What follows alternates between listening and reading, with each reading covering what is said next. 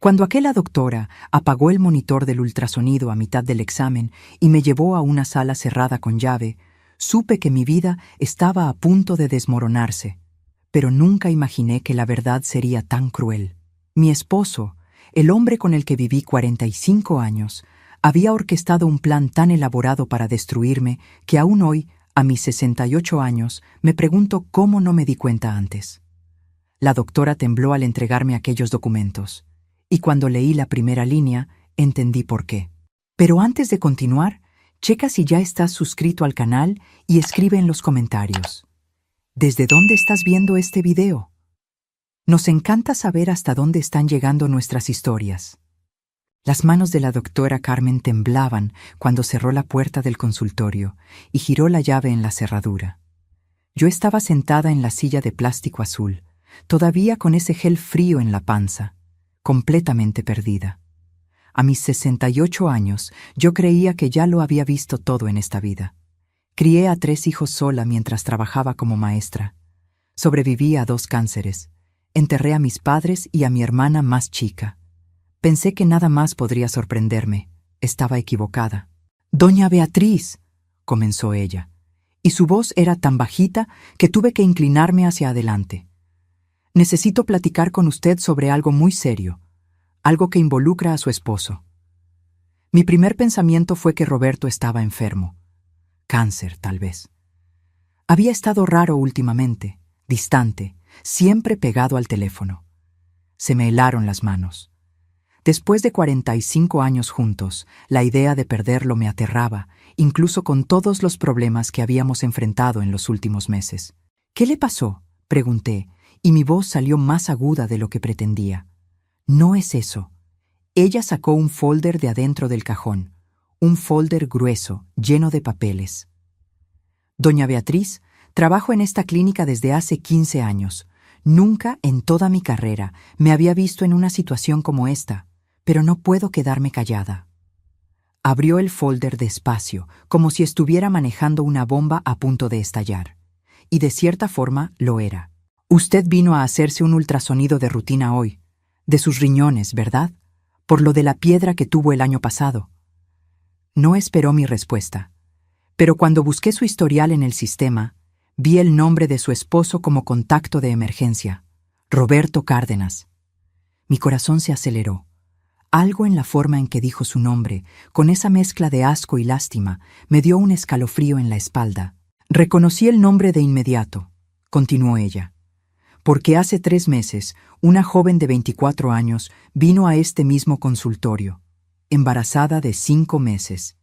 El nombre del padre en la ficha era Roberto Cárdenas, la misma dirección que la de usted». El mundo se detuvo. Escuché las palabras, registré cada una de ellas, pero mi cerebro se negaba a procesar el significado. Roberto. Mi Roberto. Padre de un bebé. Con una mujer de 24 años. «Eso no tiene sentido», alcancé a decir. «Mi esposo se hizo la vasectomía hace 20 años. No puede tener hijos». La mirada que me dio en ese momento fue de pura compasión. Y fue así como entendí que venía algo mucho peor. Doña Beatriz, su esposo, se revirtió la vasectomía hace 2 años. Aquí en esta misma clínica. Pagó en efectivo para que no quedara registro en el seguro de gastos médicos. Empujó un documento hacia mí. Estaba su firma. La fecha, el monto pagado.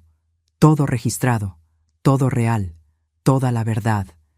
Sentí como si alguien me hubiera aventado al mar durante una tormenta. No podía respirar bien. Mis manos temblaban tanto que no podía sostener el papel. «¿Por qué me está contando esto?». La pregunta salió casi como un susurro.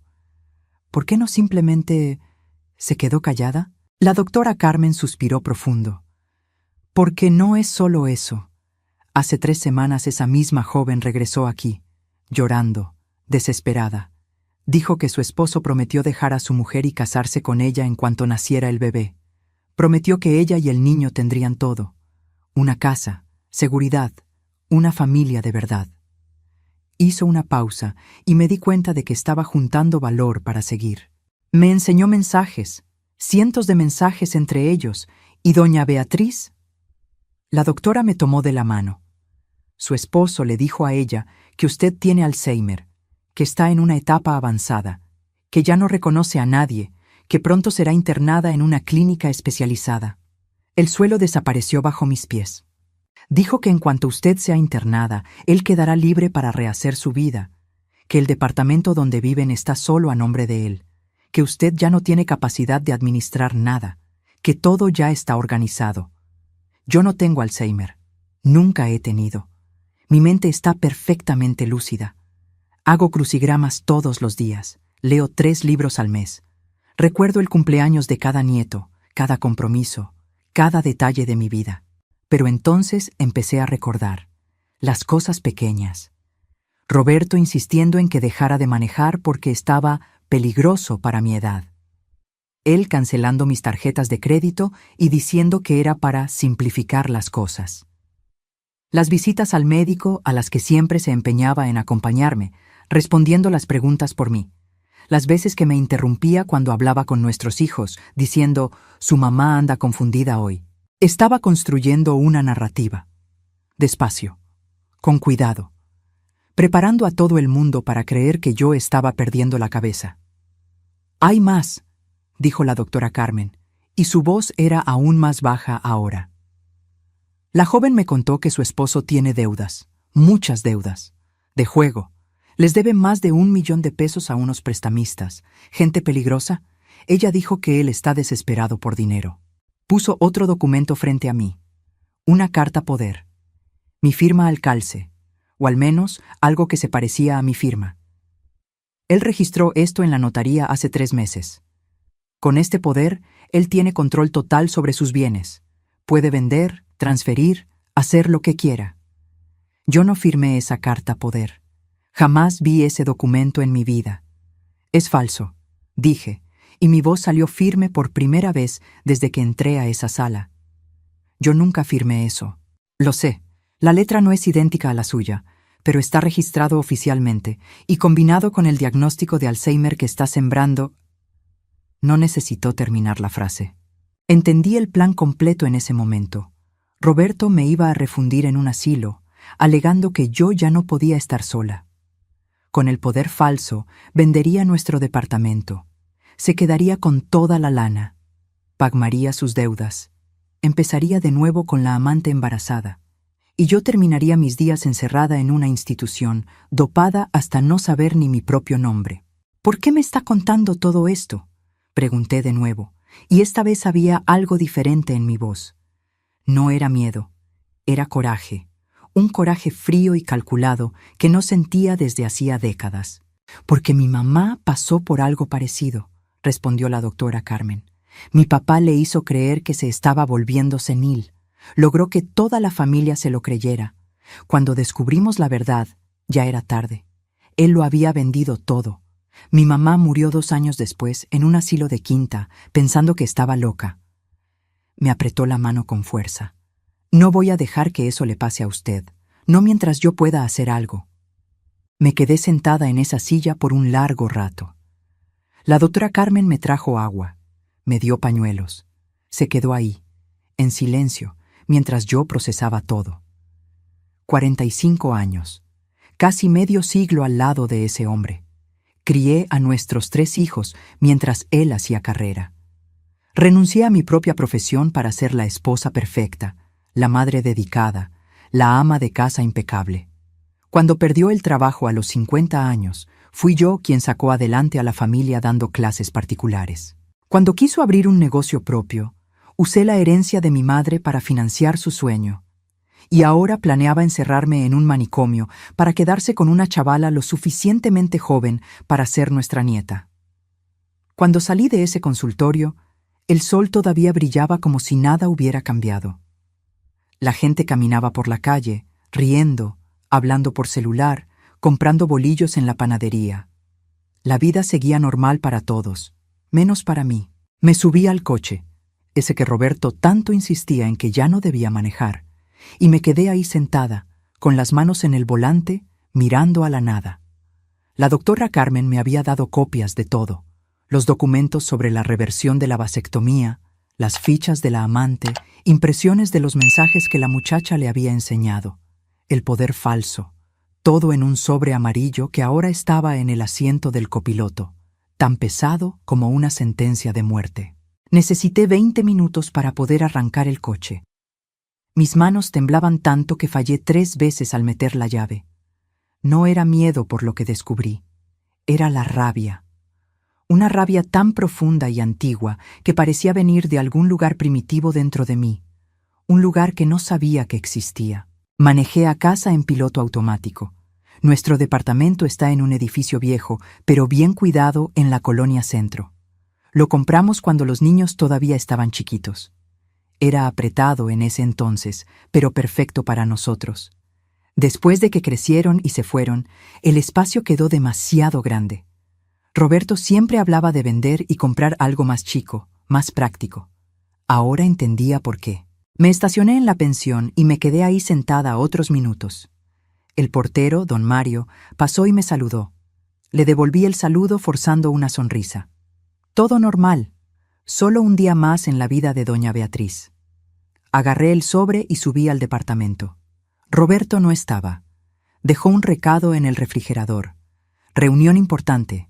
Vuelvo para la cena. Beso. Esa letra bonita que conocía tan bien. La misma letra que firmó ese poder falso. Me senté en la mesa de la cocina y empecé a leer todo de nuevo. Con calma, con atención. Cada documento, cada mensaje, cada detalle de ese plan elaborado para destruirme. Los mensajes entre él y la amante eran lo peor.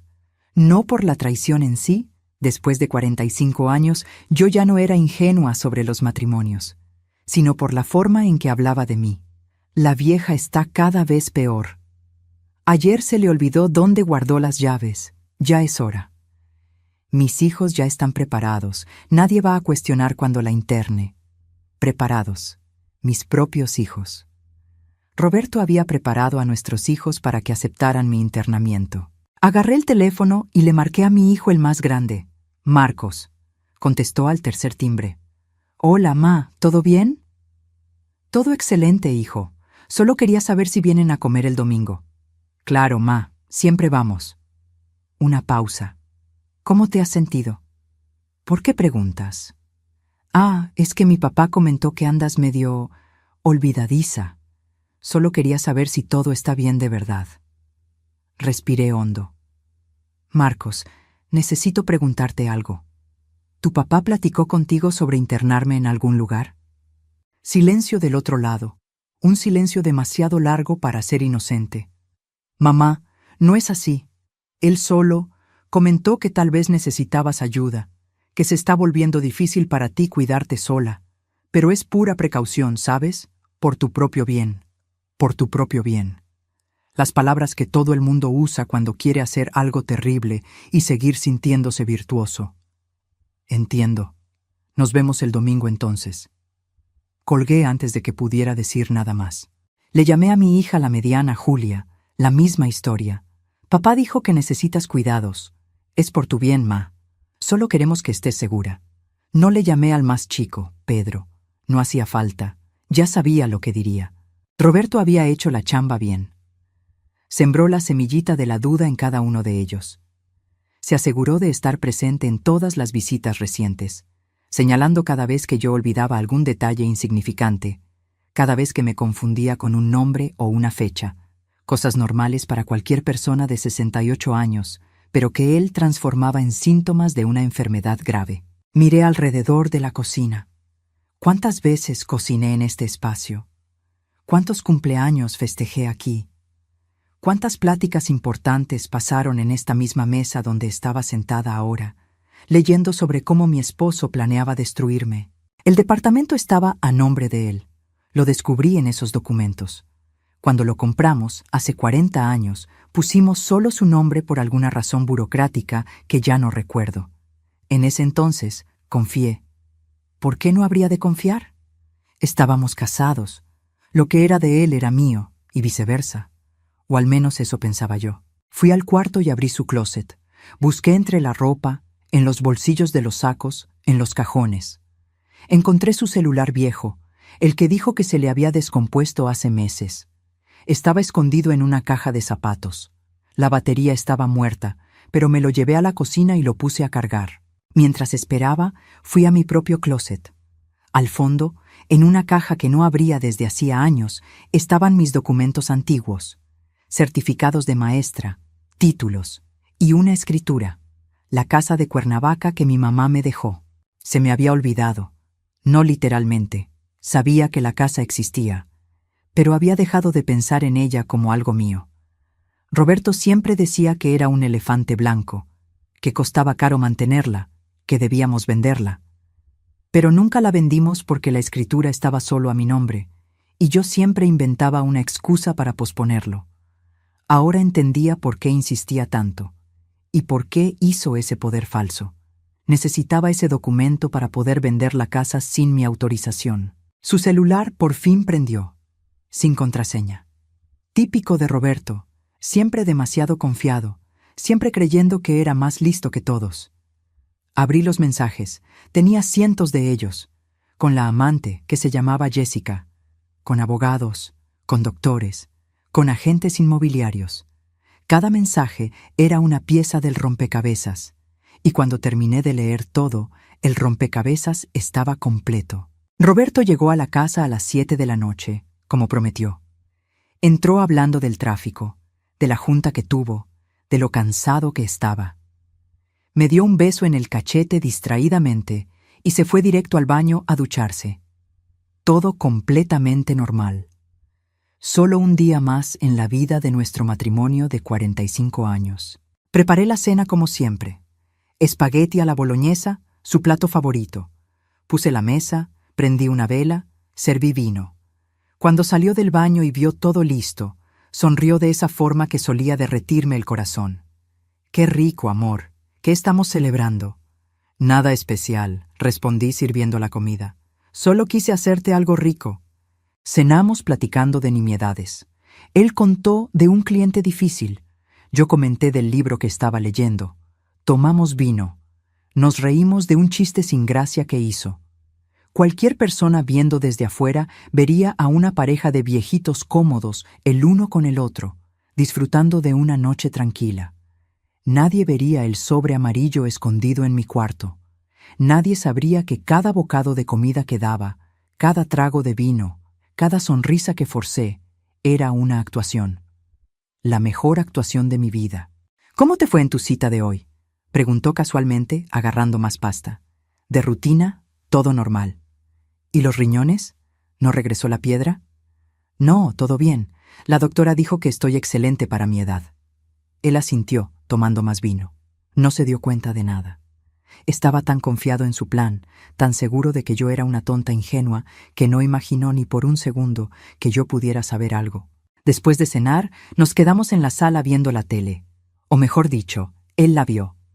Yo fingí verla mientras mi mente trabajaba a 1000 por hora, procesando cada información que había descubierto, cada detalle de su plan, cada forma posible de defenderme. No podía simplemente enfrentarlo, lo negaría todo. Diría que estaba confundida, delirando, que era mi edad, mi condición. Les hablaría a nuestros hijos y ellos vendrían corriendo, ya condicionados a creer que mamá estaba perdiendo el juicio. Me internarían antes de que pudiera probar nada. Necesitaba un plan mejor que el suyo, más inteligente, más cuidadoso y absolutamente implacable. Esa noche, cuando Roberto se durmió, y durmió profundamente, sin una pizca de culpa o preocupación, me quedé despierta mirando el techo. 45 años. Conocía a ese hombre desde hacía casi medio siglo, o al menos eso creía yo. Pero esa persona a mi lado, roncando tranquilamente, era un extraño peligroso que planeaba encerrar a su mujer en un manicomio para quedarse con una amante joven y huir de deudas de juego. A las 3 de la mañana me levanté con cuidado de no despertarlo. Fui a la cocina y agarré mi celular. Busqué en Google, abogado especialista en fraude de documentos. Encontré varios. Anoté 3 nombres. Luego busqué, cómo probar falsificación de firma. Leí artículos técnicos sobre peritaje grafoscópico, sobre cómo comprobar fraude en poderes notariales, sobre los recursos legales disponibles. Investigué sobre juegos de azar y deudas ilegales, sobre cómo esas deudas no son jurídicamente cobrables, pero cómo los cobradores encuentran otras formas de recibir lo que se les debe.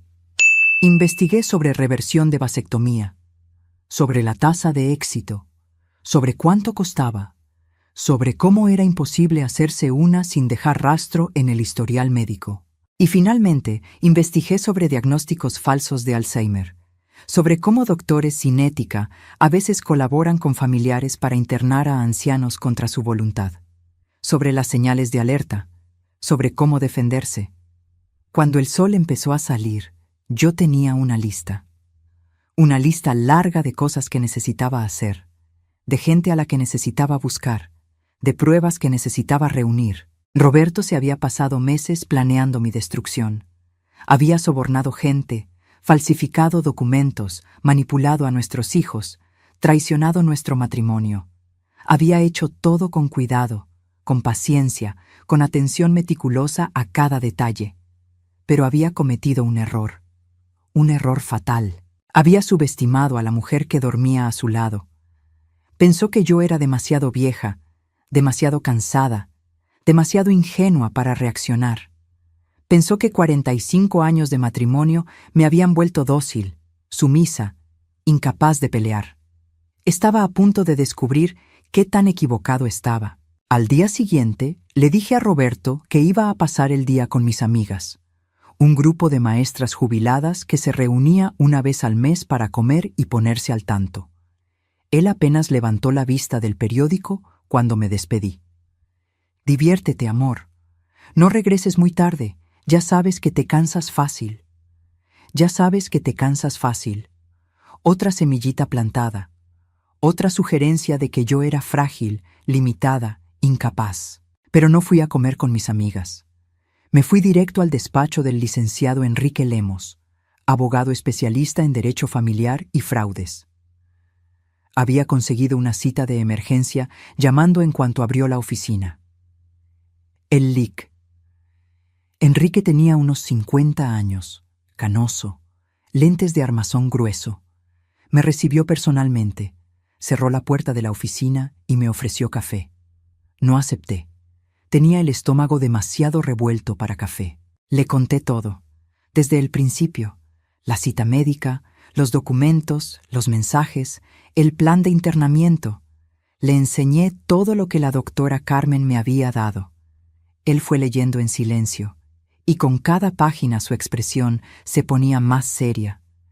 «Esto es muy grave, doña Beatriz», dijo finalmente. «Falsificar una carta poder es un delito. Puede dar de 2 a 6 años de prisión. Y si probamos que fue con la intención de defraudar y apropiarse de bienes, la pena puede ser aún mayor». «Quiero demandarlo», dije, y mi voz salió más firme de lo que esperaba. «Por todo, la falsificación, el intento de fraude, todo». «Podemos hacerlo, pero tengo que ser honesto con usted. Va a ser difícil. Él ya preparó el terreno diciendo que usted tiene problemas cognitivos. Sus hijos aparentemente se lo creen. Él puede alegar que usted está confundida, que está inventando cosas, que necesita tratamiento. Lo sé. Por eso necesito pruebas. Pruebas que nadie pueda cuestionar». El LIC. Enrique se recargó en su silla, pensativo. «Vamos a necesitar una evaluación psiquiátrica completa, hecha por un profesional imparcial, de preferencia designado por el juez, no por nosotros. Eso va a comprobar que usted está lúcida y capaz». «Excelente. Lo antes posible. También necesitamos un peritaje grafoscópico en ese poder, para probar que la firma es falsa, y necesitamos rastrear cuándo y cómo se registró en la notaría». Hizo algunas notas. La cuestión de la amante y el hijo técnicamente no es ilegal. El adulterio ya no es delito en México, pero sirve como contexto, muestra su carácter, fortalece el caso. ¿Y la reversión secreta de la vasectomía? Tampoco es un delito en sí, pero contribuye a mostrar el patrón de comportamiento engañoso. Todo eso junto pinta un cuadro muy claro de lo que estaba planeando. Pasamos 3 horas en esa oficina. El LIC. Enrique me explicó todo el proceso legal, las etapas que tendríamos que seguir, los posibles desenlaces. No sería rápido, no sería fácil. Pero era posible. Una cosa importante, doña Beatriz, dijo al final. Usted no puede, por ningún motivo, dejar que él sepa que lo descubrió.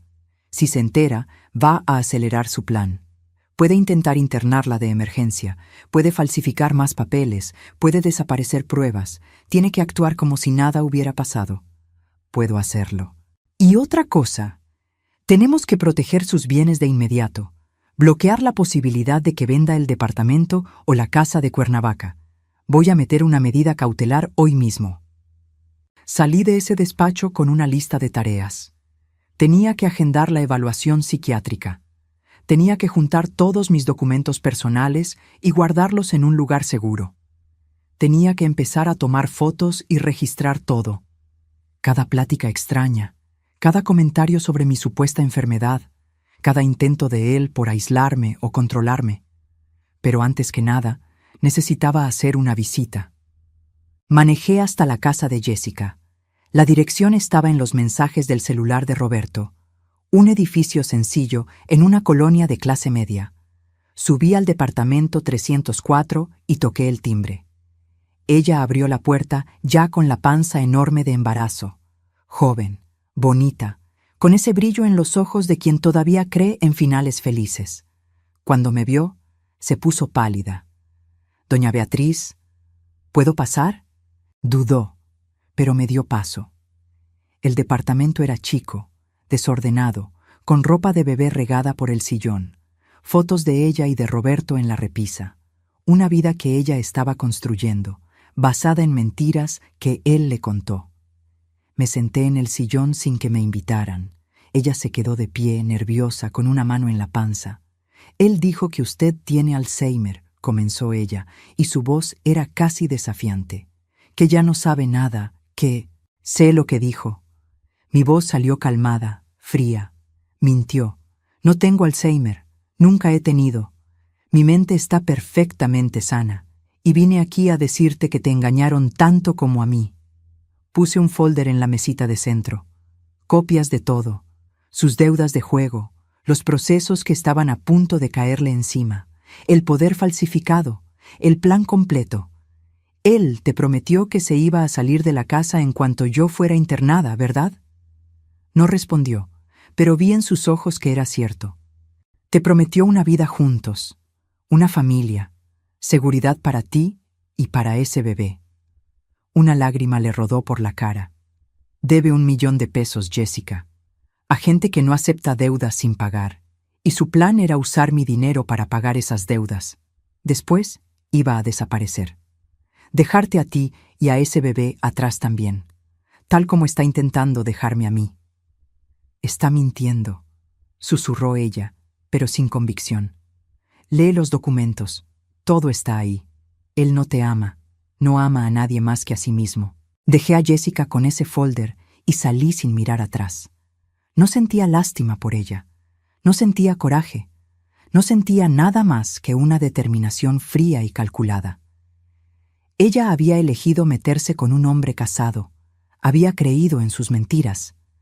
Ahora estaba descubriendo el precio de esa elección, pero yo tenía problemas más urgentes que resolver. Fui directo al banco donde tenía mi cuenta personal, la que usaba para mis gastos chicos. El gerente, el señor Antonio, me conocía desde hace años.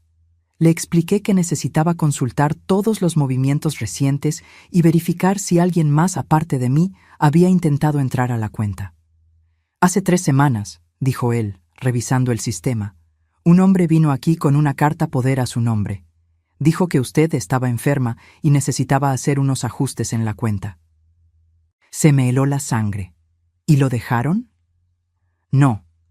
El poder parecía legítimo, pero nuestro protocolo exige confirmación directa con el titular en casos así. Intentamos llamarla varias veces, pero nadie contestaba. Roberto. Seguramente interceptó las llamadas, borró los mensajes de voz, todo para que yo no supiera que el banco estaba intentando contactarme. ¿Y qué quería hacer este hombre exactamente? El señor Antonio se vio incómodo. Quería transferir todo el saldo a otra cuenta. Dijo que era para facilitar el control, ya que usted ya no estaba en condiciones de administrar el dinero sola. Respiré hondo. Señor Antonio, quiero cancelar cualquier poder a mi nombre. Quiero poner una contraseña adicional a mi cuenta. Y quiero que, si cualquier persona aparte de mí intenta hacer cualquier movimiento, la operación sea bloqueada de inmediato y me contacten a mí. Ya le iba a sugerir eso, doña Beatriz. También creo prudente que considere cambiar de cuenta, tener un gerente diferente, crear una capa extra de seguridad. Hicimos todo. Nueva cuenta, nueva contraseña, nueva tarjeta, nuevos protocolos de seguridad. Y transferí todo el dinero que tenía a esa nueva cuenta, incluyendo los ahorros que mi mamá me había dejado y que estaban invertidos. No era una fortuna, unos 500,000 pesos en total, pero era mío, mi sudor, mi herencia, mi seguridad. Y Roberto no iba a ponerle las manos encima a ese dinero. Cuando salí del banco, eran las 4 de la tarde. Roberto iba a extrañarse si llegaba muy tarde. Así que manejé al centro comercial, compré algunas cosas sin importancia, guardé las bolsas para que se viera que de verdad había salido con las amigas. En la casa, encontré a Roberto en el sillón viendo el fútbol. Entré con las bolsas, comenté de la comida ficticia con las amigas, le enseñé las tonterías que había comprado. Apenas me puso atención. Estaba tenso, checando el celular constantemente. ¿Todo bien?, pregunté sentándome a su lado. Puro trabajo, nada importante. Pero yo sabía qué era. El banco le había avisado que el intento de entrar a mi cuenta fue negado. Estaba preocupado, intentando entender qué había salido mal en su plan. Cenamos en silencio. Después, mientras él regresaba a la sala, fui al cuarto y le llamé a mi hija Julia. «¿Mamá? ¿Todo bien?» «Hola, hija. Solo quería platicar un poco. Hace mucho que no tenemos una charla solo nosotras dos». Oí la sorpresa en su voz. «Claro, ma, dime». «Julia, ¿tu papá te comentó que estoy con problemas de memoria?» Silencio. Luego, él mencionó que se te han olvidado algunas cosas, que está preocupado. ¿Y tú te has dado cuenta de eso? Cuando estamos juntas, cuando platicamos, ¿crees que estoy confundida? Otra pausa. «No, ma. Para ser honesta, no. Te ves normal, lúcida, como siempre has sido». «Entonces, ¿por qué le creíste a tu papá?» «Porque es mi papá. ¿Por qué mentiría sobre eso?» Esa es una excelente pregunta, Julia. Una pregunta que tú deberías hacerle a él. Colgué antes de que pudiera responder. Sembré la semillita de la duda. No podía contarle todo todavía. Mis hijos eran adultos, pero Roberto tenía 45 años de influencia sobre ellos. Necesitaba que empezaran a cuestionar, a observar, a darse cuenta de las cosas por sí mismos. En los días siguientes seguí con mi rutina normal. Me despertaba, preparaba café, platicaba con Roberto, fingía que todo estaba bien. Pero cada minuto libre que tenía, trabajaba en mi contraataque. El LIC. Enrique metió la medida cautelar. Un juez analizó los documentos preliminares y aceptó bloquear preventivamente cualquier venta o transferencia del departamento y de la casa de Cuernavaca hasta que el caso fuera investigado. Roberto no lo sabía aún.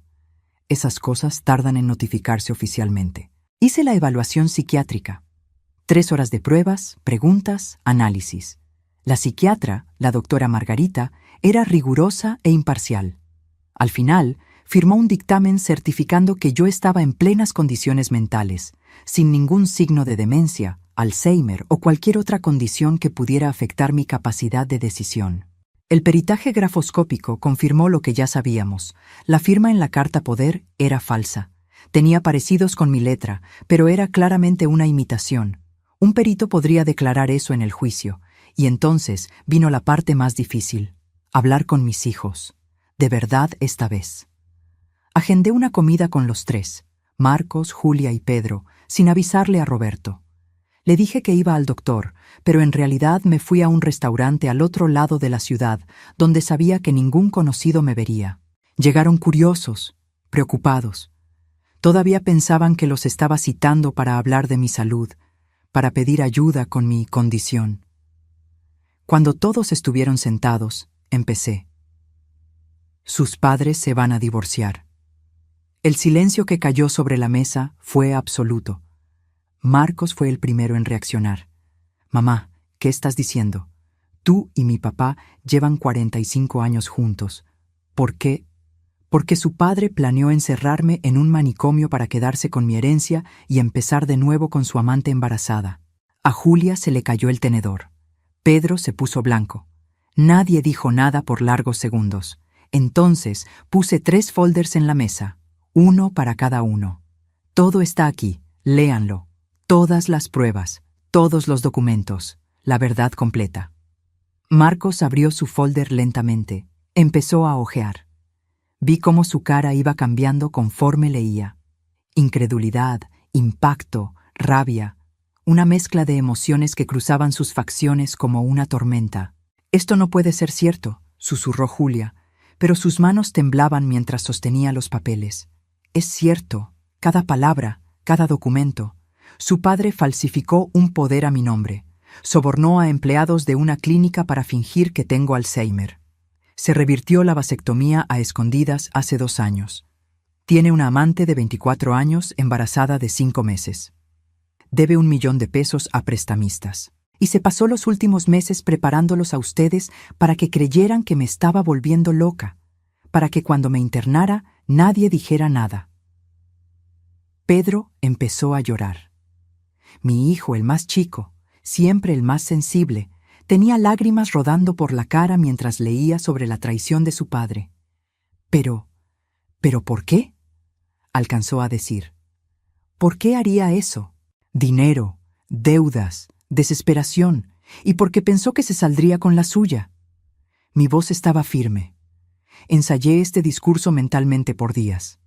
Pensó que yo era demasiado vieja, demasiado ingenua, demasiado débil para darme cuenta o para pelear. Marcos cerró el folder con fuerza. «Lo voy a matar». «No vas a hacer nada, no hace falta. La justicia se va a encargar de esto. Ya metí la demanda. Va a responder penalmente por la falsificación.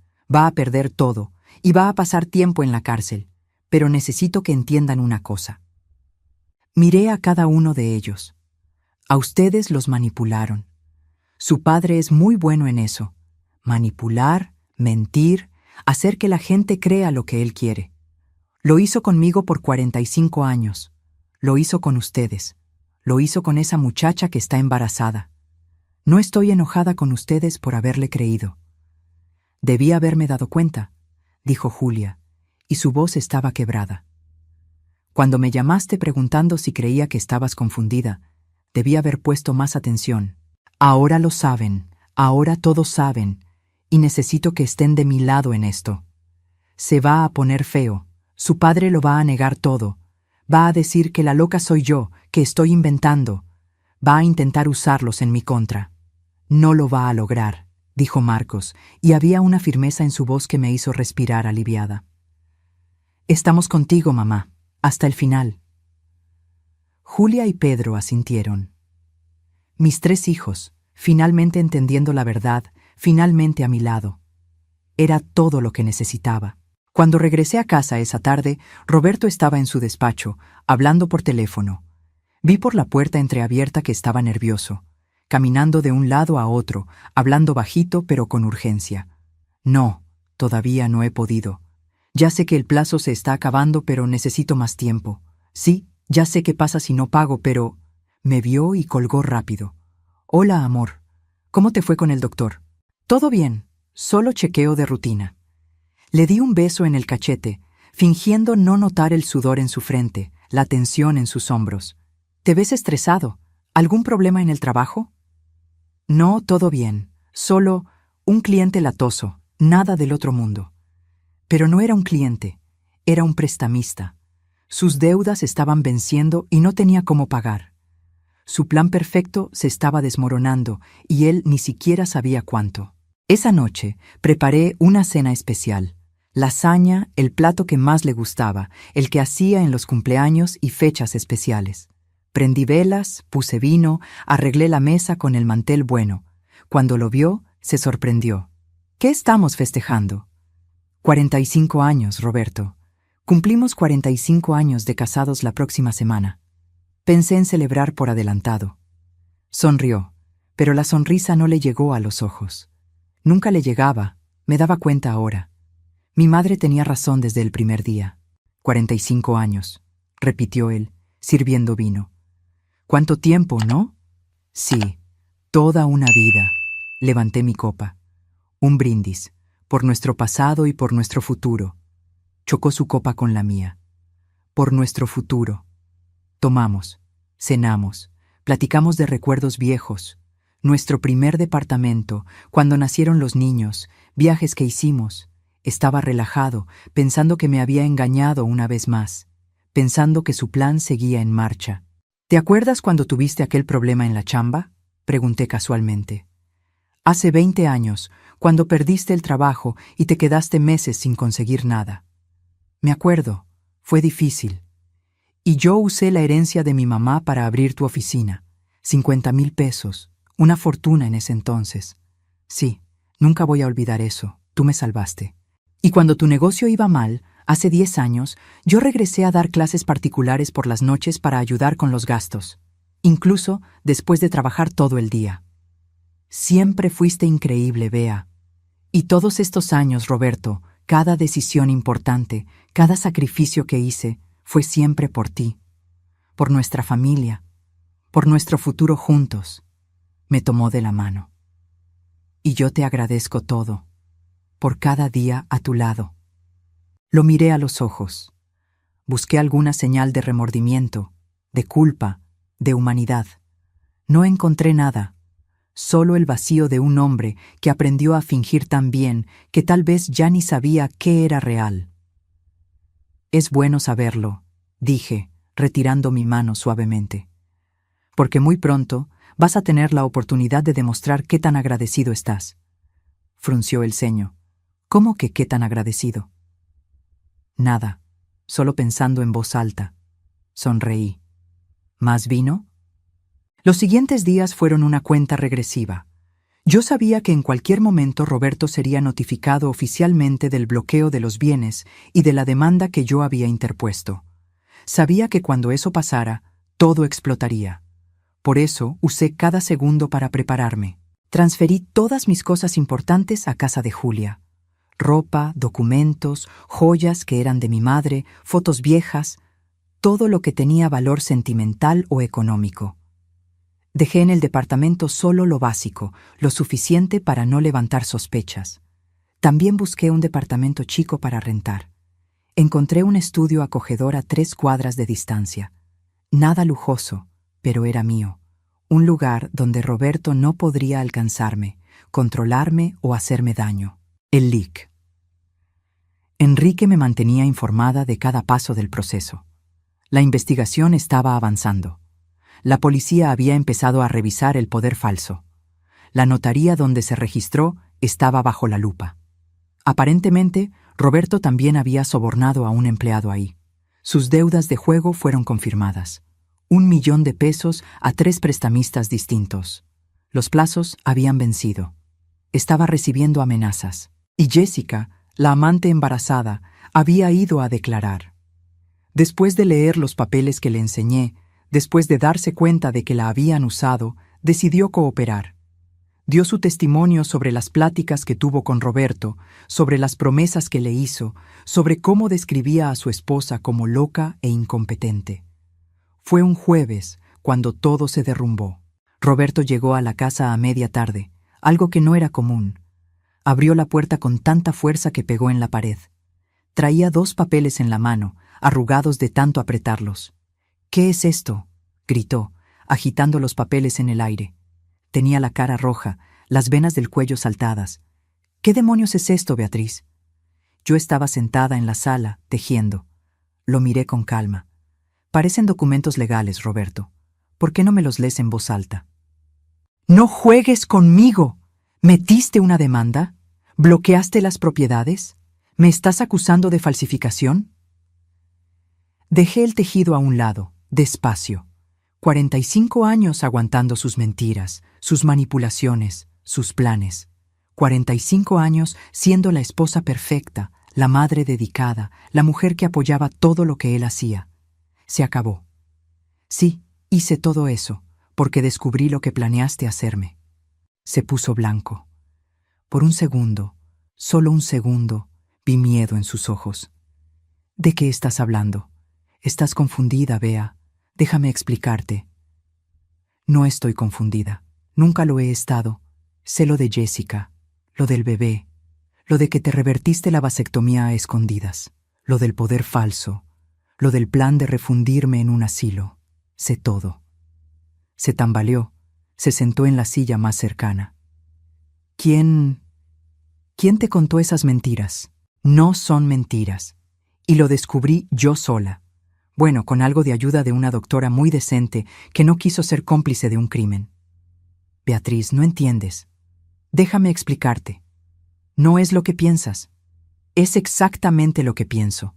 Planeaste destruirme, falsificaste documentos, les mentiste a nuestros hijos, embarazaste a una chava y le prometiste un futuro que nunca pensaste darle. Todo para robarte mi herencia y pagar tus deudas de juego. Abrió la boca, la cerró, la abrió otra vez. Estaba buscando las palabras exactas, el argumento perfecto, la manipulación precisa que siempre le funcionó conmigo. Pero por primera vez en 45 años, no encontró nada. Los niños ya saben, continué. Les enseñé todo. Las pruebas, los documentos, los mensajes, están de mi lado. ¿Pusiste a mis hijos en mi contra? Ahora había rabia en su voz. Rabia real, sin disfraces. No tuve que hacerlo. Tú lo hiciste solito cuando les mentiste sobre mí, cuando los manipulaste para que creyeran que me estaba volviendo loca. Roberto se levantó, empezó a caminar de un lado a otro. Podía ver su mente trabajando, buscando una salida, un plan B, lo que fuera. ¿Cuánto quieres?, preguntó finalmente. Para que esto desaparezca, para que retires la demanda. ¿Cuánto? Me reí. Fue una risa amarga, pero genuina. ¿De verdad crees que se trata de dinero? ¿Después de todo lo que hiciste? Todo siempre es por dinero, Beatriz. ¿Cuánto? Nada. No quiero nada de ti. Quiero el divorcio. Te quiero lejos de mí. Y quiero verte responder ante la ley por todo lo que hiciste. Dejó de caminar. Me miró y por primera vez vi odio real en sus ojos. No vas a poder probar nada. Voy a decir que tú falsificaste los papeles, que estás confundida, que necesitas ayuda. Los doctores me van a apoyar. ¿Qué doctores, Roberto? ¿Los que sobornaste? Porque ellos ya están cooperando con las autoridades. ¿O te refieres al psiquiatra imparcial que me examinó y certificó que estoy perfectamente sana? Se puso todavía más pálido. El peritaje ya probó que no fui yo quien firmó ese poder. El banco tiene el registro de tu intento de robarme mi dinero. Jessica ya dio su declaración completa sobre tus promesas y mentiras. Tengo copias de todos tus mensajes, hasta los que hablan del plan para internarme. Roberto se desplomó de nuevo en la silla. Ya no era el hombre confiado y controlador. Era solo un hombre viejo y desesperado, viendo su castillo de naipes caerse. Y hay una cosa más, dije, levantándome. Tus prestamistas ya saben que no vas a poder pagar, porque yo me aseguré de que lo supieran. Les mandé información anónima a cada uno. Saben de la demanda. Saben que no te voy a dar ni un peso. Saben que tu plan falló. No hiciste eso. Su voz era un susurro horrorizado. Lo hice, y ahora vas a tener que arreglártelas con ellos, tú solo.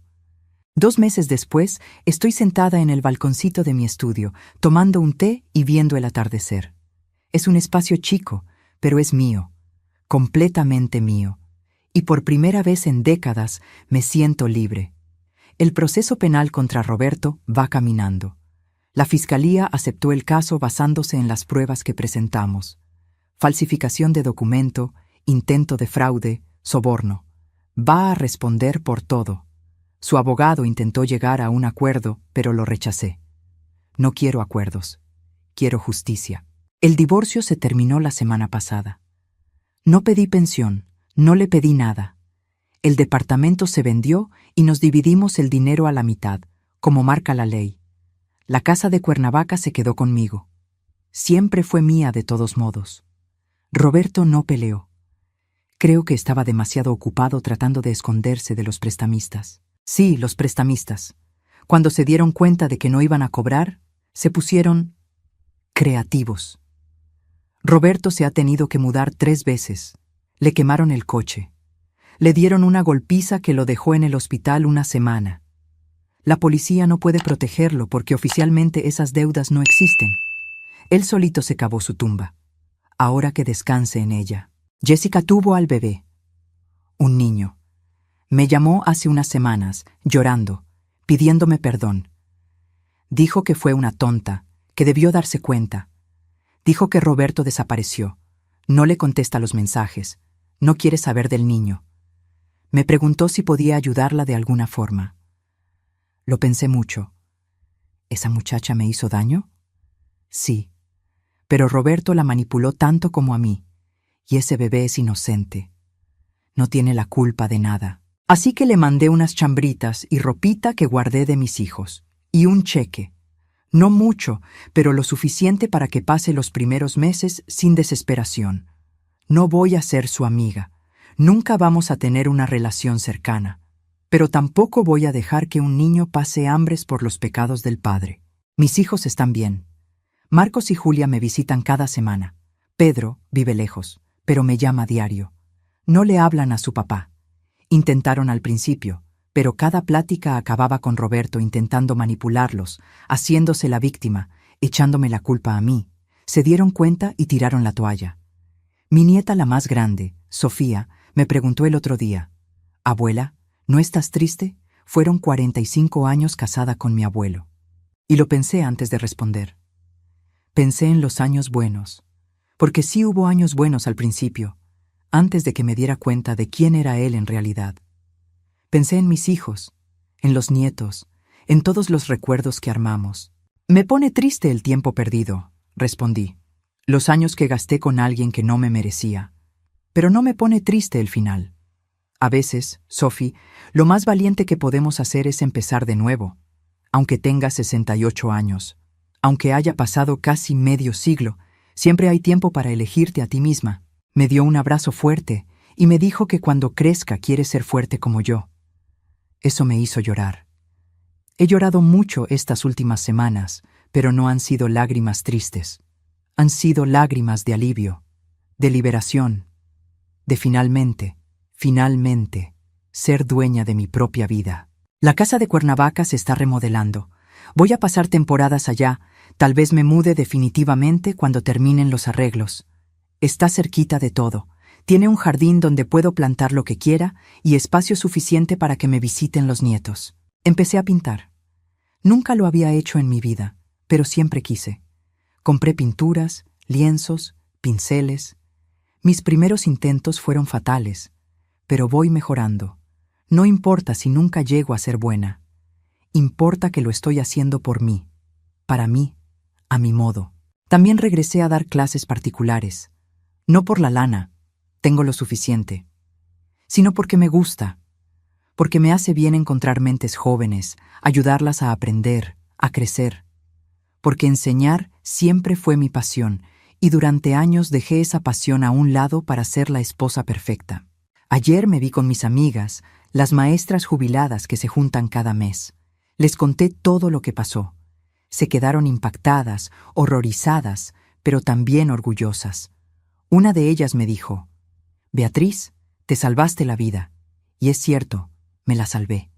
Cuando esa doctora tembló al enseñarme los papeles, cuando mi mundo se vino abajo en ese consultorio, pude haberme rendido. Pude haber creído que estaba muy vieja, muy cansada, muy débil para pelear. Pero elegí pelear. Elegí ser fuerte.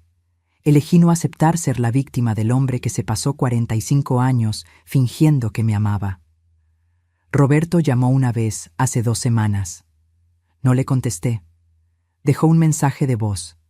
Decía que lo sentía mucho, que había tomado malas decisiones, que si pudiera regresar el tiempo, lo haría todo diferente. Decía que todavía me amaba, que siempre me amó. Borré el mensaje sin terminar de escucharlo. No porque no le crea, aunque no le creo, sino porque ya no importa. Lo que él sienta, lo que él piense, lo que él quiera, nada de eso importa ya. No afecta mi vida, ni mi paz, ni mi futuro. Él es el pasado. Y yo solo miro para adelante ahora. El sol ya casi se mete por completo. Los colores en el cielo están hermosos. Naranja, rosa, morado, todo mezclándose. Me termino mi té, agarro mi libro, prendo la lámpara de la terraza. Más al rato voy a cenar con Julia y los nietos. Mañana tengo clase particular temprano y el fin de semana me voy a Cuernavaca para ver cómo va la obra. Es una vida sencilla, tranquila.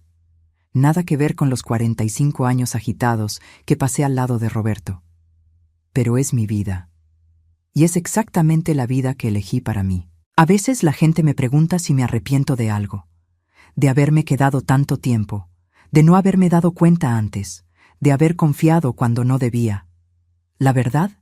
Sí, me arrepiento. Me arrepiento de haber dudado de mi madre cuando intentó avisarme. Me arrepiento de haberme tardado tanto en ver quién era Roberto de verdad. Me arrepiento de cada año, cada mes, cada día que desperdicié con alguien que no me valoraba. Pero no me arrepiento de haber peleado al final. No me arrepiento de haber sido fuerte cuando hizo falta. No me arrepiento de haberme elegido a mí misma, aunque fuera tarde, porque nunca es demasiado tarde. A los 68 años lo descubrí. Nunca es tarde para empezar de nuevo, para tomar nuevas decisiones, para salvarte la vida. Y si hay una lección que aprendí de todo esto, es esta. Nunca subestimes a una mujer, especialmente a una mujer mayor, porque hemos sobrevivido a décadas de desafíos, criamos hijos, hicimos carreras, enfrentamos pérdidas. Somos de acero forjado en fuego. Roberto pensó que yo era frágil, que mi edad me hacía vulnerable. Descubrió, de la peor forma posible para él, qué tan equivocado estaba. Y ahora, mientras el último rayo de sol desaparece en el horizonte, sonrío. Porque mañana va a ser un nuevo día. Y por primera vez en 45 años, ese día va a ser completamente mío. Ahora, si te gustó esta historia, dale clic en suscribirte y dime en los comentarios, ¿qué parte te dejó con la boca abierta? Y no olvides hacerte miembro para tener acceso a videos exclusivos que no subo aquí. Te espero allá.